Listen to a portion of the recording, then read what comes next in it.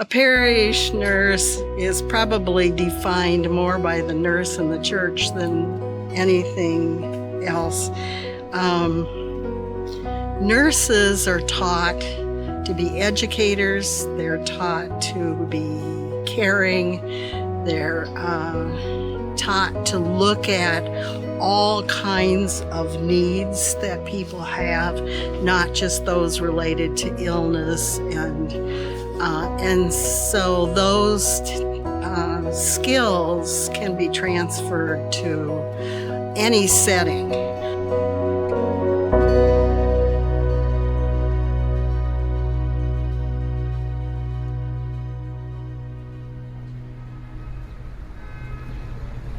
Okay, my name is Mary Horn.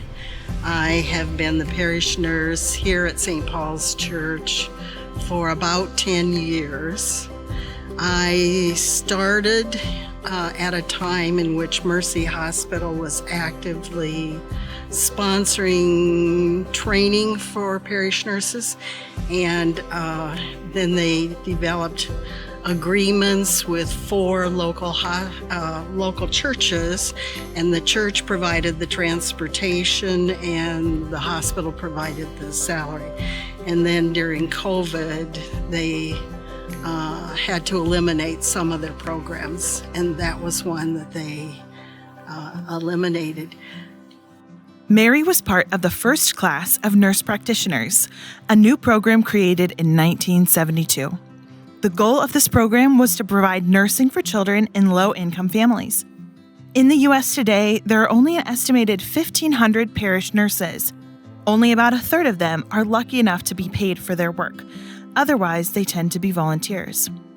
St. Paul's offers the services of a parish nurse to promote a community of health and wellness in body, mind, and spirit. It is a loving ministry of faith and service. I had a minister come up to me one day and say, I have this project I'd like to ask you if you would work on, but I don't know if it's health related.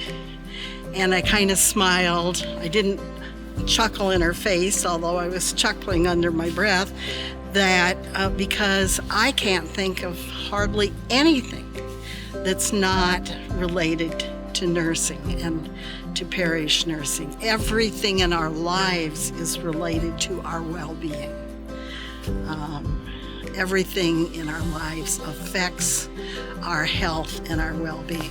And so using that as a definition, there's practically nothing that I couldn't get into that might be helpful to people. So. I love that St. Paul's has a parish nurse because of the vastness of the areas of care that Mary Horn, our parish nurse in particular, touches upon. Everything from conversations about safety in the building to CPR training for key leaders to social work and walking alongside families, not just in the short-term needs that they have, although it's that as well, but also being alongside families for the long run, the long haul. The value of having someone like Mary in our congregation and serving the way she does is that it's a more holistic practice of care. Sometimes churches can tend mainly to the spiritual and forget about the corporal. And I think it's important for us to realize that what is happening with ourselves physically is sometimes a result of what's going on spiritually or vice versa. Sometimes what happens to us physically then impacts our spiritual lives. And it's important to have both of those things because we're not just spiritual, we're a physical being in this life. Out of love for the church, the Judy and Dave Mather Parish Nurse Fund was established at St. Paul's Foundation to provide this ministry. The foundation is in place to partner with the church and support Mary with resources to carry out her invaluable services. Mary's nursing experience and rich history with St. Paul's Church are double blessings to this ministry. As I am a pastor in the United Methodist Church, and as I think about our Wesleyan heritage, health and expansive sense of health, where that includes the well-being of our bodies and our souls, is a really key part of our tradition and what we want to be and what we need to be in the world. And the role of parish nurse is one that profoundly touches on both of those fronts. And so I'm delighted that we have this role, and I'm delighted that Mary is our parish nurse. There is so many more people in our church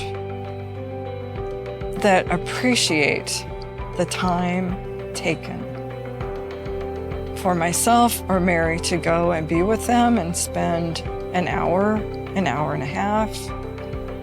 That's Jesus in flesh. That's Jesus's feet and hands and eyes and ears present with someone. It's not just a quick hello, how are you doing kind of thing. It's a let's sit down and tell me your story.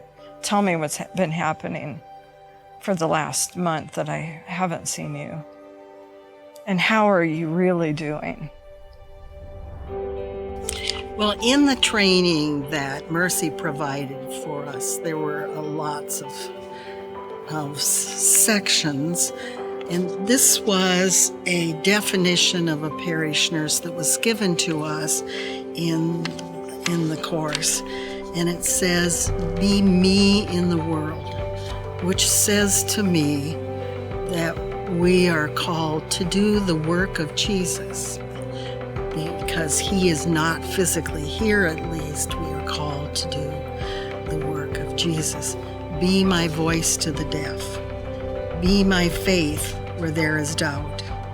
Be my hope where there is despair. Be my light where there is darkness.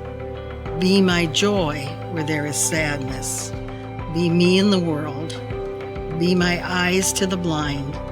Be my consolation to those who need to be consoled. Be my understanding to those who need to be understood. Be my healing to those who need to be healed. Be my love to those who need love.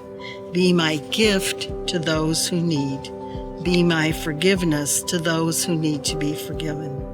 Be my death to those who need me. Be in the world.